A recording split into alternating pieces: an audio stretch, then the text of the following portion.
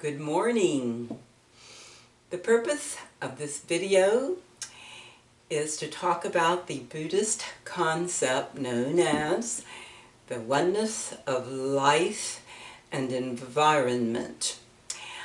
I think a key point to make when talking about this concept is that a person's environment is, according to this teaching, a reflection of what is actually going on inside that person. And more importantly, if that person wants to make a change in their environment, it's important for them to first make a change within themselves. And I guess a good easy example of this that most all of us could relate to is if we look around where we live and we don't like what we see, if it's messy, if it's not clean, dirty socks and underwear all over the floor, dirty pots in the sink, papers. This is my big weakness. I call it the mailbox monster. It's always putting out these papers that I have to bring inside, and I don't have time to mess with them right away, so I just put them in a stack and say I'm going to get to that later when I have some time.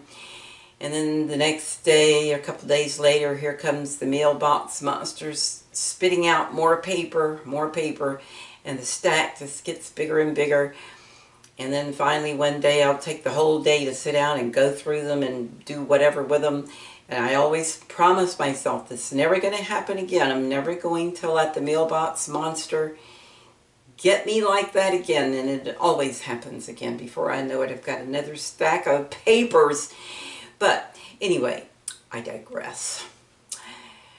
If we look around and we don't like our environment where we live for whatever reason, maybe you don't like it because there's no pictures on the wall, or it just looks kind of just, bare in other ways, it just doesn't look very homey or inviting or something, then instead of being depressed about it or complaining about it, what we should actually do, according to, if we put this Buddhist concept to work in our lives, we would say, okay, let me change something within myself so that change will then be reflected in the environment. And it really does work.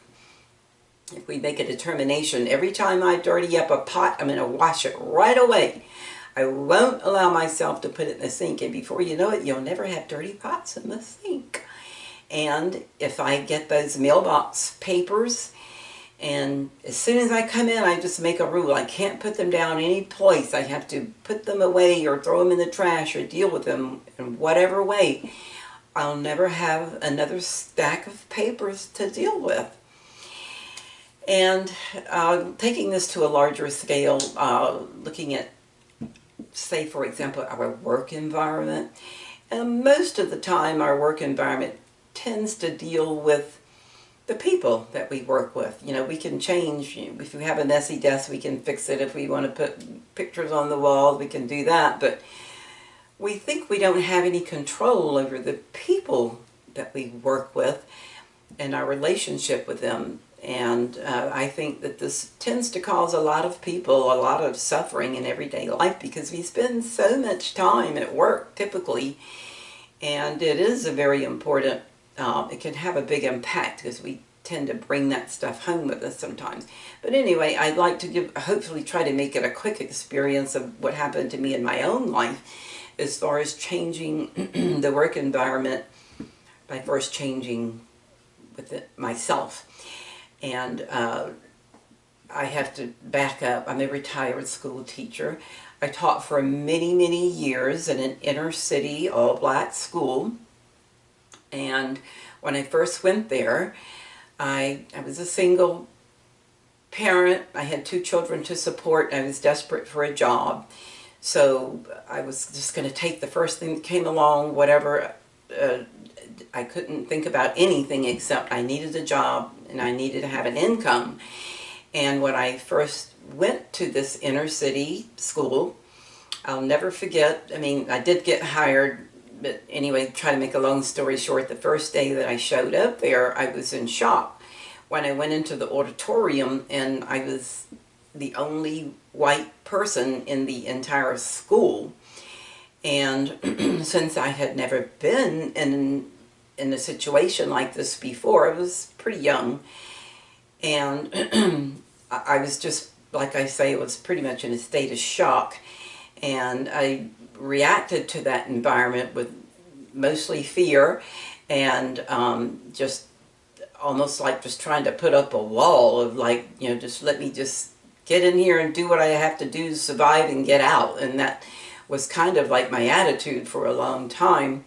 And needless to say, with that kind of attitude, the way that my students reacted toward me, the way the co-workers reacted toward me, let's just say it wasn't good, okay? And it just became almost intolerable at times. And of course, this was inner city. I lived out in the burbs. I had quite a way to travel to get there. And there were so many times, I mean, many times I would just cry all the way to work, just wondering how will I survive this day? I really felt like I was just a soldier going into a battle without a gun, because I just didn't have the skills and the tools and whatever I needed to work effectively in this environment. But like I said, I was a single parent. I had 2 children to support, so I just didn't have the option of quitting. You know, I couldn't say, oh, well, I had a bad day, I'm never going back there again. I had to go in every day. And it just got so bad where I really started, you know, thinking about the things that I was learning from the Buddhist philosophy and this particular concept about, if you want to change your environment first, you have to change yourself. And again, trying very hard to make a long story short, I sincerely started soul searching and just really trying to look for ways of things that I could change about what I was doing and how I was acting and things I was saying, and just my attitude is what really had to change more than anything else. And it didn't happen overnight. It took, you know, some time, took some doing over a long period of time.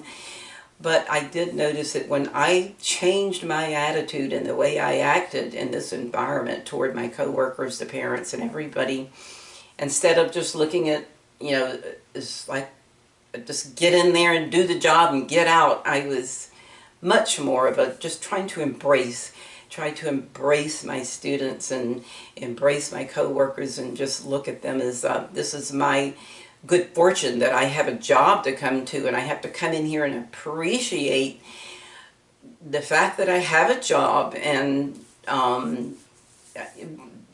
bottom line is, when I changed the way that I looked at my students, is instead of just being people that I had to come in and deal with and get through the day and get out, I looked at them as these precious little human beings, and it was my responsibility to teach them to read, to write, and whatever. It was first grade at this time. And it's really amazing the results that you can get when you change the way you look at other people and the way that you treat them. Instead of, if they say something really racist toward me, instead of getting mad and trying to lash back, I would just try to not let it bother me, and just to try to come back and be more positive instead of negative. Like I said, it was not easy. It took a long time, but over the course of the years, I really was amazed at how different things were when I left that school. I loved my students. The last day of school, I would cry because I was going to miss them so much. I felt like I was parting from my own children. I was just great friends with most of the staff in the school. By the time I left, I would be invited to their baby showers and stuff afterwards, after I left that school. And I was doing things that when I never dreamed that I would be doing when I first showed up on that first day of school. I felt like a fish out of water. And I have to attribute this first real life experience with applying this Buddhist concept in my life. And then moving on to global scale, I'd just say very briefly that people talk all the time about let's make the world a better place, so we're working for world peace, and people try to do all kinds of things to change the world, but based on this concept, the only way to affect meaningful, real change in the world is to change the people. When people change, the world will change. And that's enough said about that. That's all I have to say really about the concept of oneness of life and environment. I hope that you enjoyed this video, and I thank you very much for watching.